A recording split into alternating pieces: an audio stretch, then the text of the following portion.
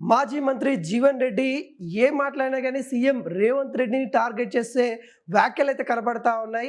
ఈరోజు కూడా అదే విధంగా జీవన్ రెడ్డి కొన్ని వ్యాఖ్యలైతే చేయడం అయితే జరుగుతా ఉంది. అవి రాజకీయంగా దుమారం రేపుతున్న పరిస్థితి కనబడతా ఉంది.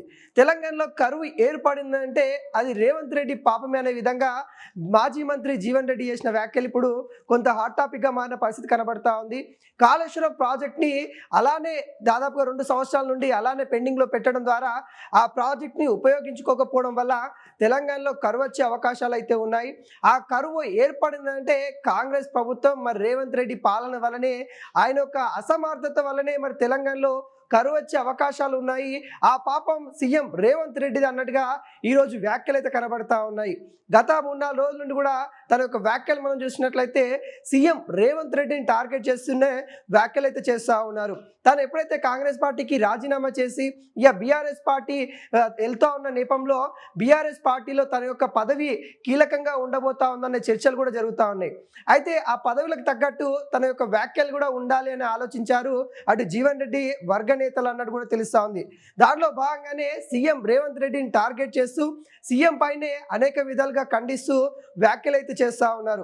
కాళేశ్వరం మేడిగడ్డ ప్రాజెక్టు కావచ్చు, కాళేశ్వరంలో ఉన్న ఏవైతే అక్కడ 2 పిల్లర్లు కుంగిపోయిన విషయం ఏదైతే ఉందో ఆ విషయాలను మరోసారి ప్రస్తావిస్తూ 2 పిల్లర్లు కుంగిపోయినంత మాత్రాన కాళేశ్వరం మొత్తం కూలిపోయినట్టు కాదు కదా, మరి దాన్ని ఎందుకు ఇంతవరకు రిపేర్ చేయలేకపోతా ఉంది, దానికి సమాధానం చెప్పాలి రేవంత్ రెడ్డి అన్నట్టుగా తన వ్యాఖ్యలు అయితే కనబడతా ఉన్నాయి.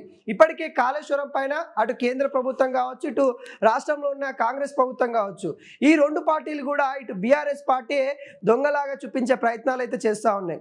అయితే లేదు కమిషన్లు ఏం తీసుకోలేదు, అక్కడ చిన్న అవకతవకలు జరిగినాయి, అవి ఖచ్చితంగా రెక్టిఫై చేయాలి అన్నట్టుగా ఇటు బీఆర్ఎస్ పార్టీ ముందు నుండే చెప్తామన్న పరిస్థితి కనబడతా ఉంది. అయితే ఈ వివాదం పైన మాజీ మంత్రి జీవన్ రెడ్డి మాట్లాడడం ఇప్పుడు చర్చనీయంగా అంశంగా అయితే కనిపిస్తూ ఉంది. మరి తెలంగాణలో ఈ కాళేశ్వరం ప్రాజెక్ట్ ఏదైతే ఉందో ఈ ప్రాజెక్ట్ని ప్రతిష్టంగా తీసుకొని బీఆర్ఎస్ ప్రభుత్వంలో మరి నిర్మించడం అయితే జరిగింది.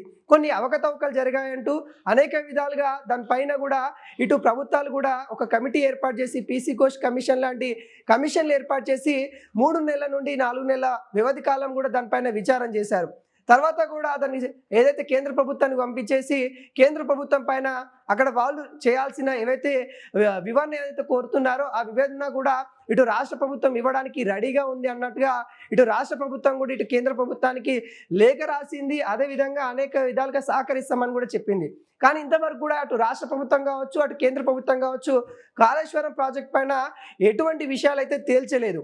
ఈ పరిస్థితులలో ఇప్పుడు జీవన్ రెడ్డి కూడా ఇవే వ్యాఖ్యలు చేయడం, ఇటు బీఆర్ఎస్ నేతలు మరోసారి ఎద్దేవా చేయడం, ఇటు కాంగ్రెస్ పార్టీ అధికారంలో ఉన్న కాంగ్రెస్ పార్టీకి కొంత ఎదురుగాలి వీస్తున్న పరిస్థితి అయితే కనబడతా ఉంది. జీవన్ రెడ్డి వ్యాఖ్యలతో సరే అంటున్నారు జగిత్యాల ప్రజలు. ఖచ్చితంగా జగిత్యాల ప్రజలు కూడా చాలా వరకు జీవన్ రెడ్డితో ఉన్నట్టు కూడా తెలుస్తూ ఉంది. మరి ఈ పరిస్థితులలో కాళేశ్వరం సంబంధించిన నీళ్ల వ్యవధి ఏవైతే ఉందో ఈ వివాదం పైన జీవన్ రెడ్డి వ్యాఖ్యలు కూడా ఇప్పుడు రాజకీయంగా దుమారం రేపుతున్న పరిస్థితి కనబడుతోంది. చాలా మంది కాంగ్రెస్ నేతలు కూడా అదే మాట్లాడుతూ ఉన్నారు. జీవన్ రెడ్డి గారు కాంగ్రెస్ పార్టీ దాదాపుగా అధికారంలోకి వచ్చి 2.5 సంవత్సరాలు అవుతా ఉంది కదా, మరి మీరెందుకు సలహా ఇవ్వలేదు, మీరెందుకు అప్పుడు కాళేశ్వరం గురించి మాట్లాడలేదు, మీ సలహా ఖచ్చితంగా ప్రభుత్వం వింటుంది కదా, మరి మీరెందుకు మాట్లాడలేదు, ఈరోజు గులాబీ కండువ కప్పుకుంటున్న పరిస్థితులలో మా సీఎం పైన మీరు ఎద్దేవా చేయడానికి, మా సీఎం పైన ఆరోపణ చేయడానికి ఈ వ్యాఖ్యలు చేస్తున్నారా అంటూ ఇటు కాంగ్రెస్ నేతలు కూడా మండిపడతా ఉన్నారు. ఏది ఏమైనా కానీ జీవన్ రెడ్డి చేసిన వ్యాఖ్యలు అయితే ఇప్పుడు తెలంగాణ రాజకీయం పరంగా ఇటు బీఆర్ఎస్ నేతలైతే తనను ఒక పావులా వాడుకుంటున్న పరిస్థితి కనబడతా ఉంది. ఆ వ్యాఖ్యలు ఏవైతే ఉంటాయో ఆ వ్యాఖ్యలు ఇప్పుడు సోషల్ మీడియాలో హల్చలవుతున్న పరిస్థితి కనబడతా ఉంది. మరి చూడాలి, ఇప్పటికే తెలంగాణ ప్రభుత్వం కూడా కీలక నిర్ణయం తీసుకున్నట్టు కూడా కనబడతా ఉంది.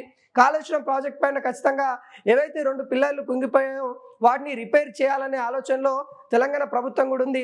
సీఎం రేవంత్ రెడ్డి కూడా అధికారులకి ఆదేశించినట్టు కూడా కనబడతా ఉంది. ఏ విధంగా చేస్తే ఆ ప్రాజెక్టు మళ్ళీ ఉపయోగంలోకి వస్తుంది, మరి ఏం చేయాలి అనే వాటిపైన కూడా అధికారులతోని కూడా సమీక్ష చేసినట్టు కూడా తెలుస్తూ ఉంది. మరి త్వరలో కాళేశ్వరం సంబంధించిన ప్రాజెక్ట్ పైన కూడా కీలక పనులు అయితే జరగబోతా ఉన్నట్టు కూడా తెలుస్తూ ఉంది. ఇటు ప్రభుత్వం కూడా దానికి నాంది పలికినట్టు కూడా తెలుస్తూ ఉంది. అయితే ప్రభుత్వం ఒక ధోరణిలో వెళ్తూ ఉంది, వాటిపైన విమర్శలు వస్తున్న పరిస్థితి కనబడతా ఉంది.